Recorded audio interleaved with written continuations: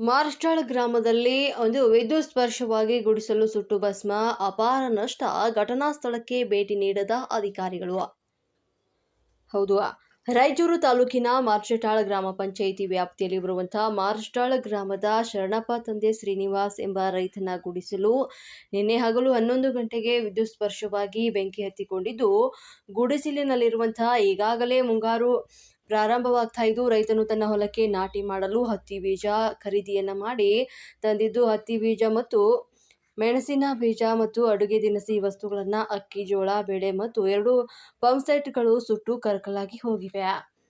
ಈಗಾಗಲೇ ಸಂಬಂಧಪಟ್ಟಂತ ಜೆಸ್ಕಾಂ ಅಧಿಕಾರಿಗಳು ಮತ್ತು ತಹಸೀಲ್ದಾರ್, ಗ್ರಾಮ ಪಂಚಾಯಿತಿ ಅಭಿವೃದ್ಧಿ ಅಧಿಕಾರಿಗಳು ಮತ್ತು ಗ್ರಾಮ ಪಂಚಾಯಿತಿಯ ಲೆಕ್ಕಾಧಿಕಾರಿಗಳು ಮತ್ತು ಸುಟ್ಟು ಹಾನಿಯಾದಂತಹ ರೈತನ ಗುಡಿಸಲಿಗೆ ಯಾರು ಕೂಡ ಭೇಟಿ ನೀಡಿಲ್ಲ.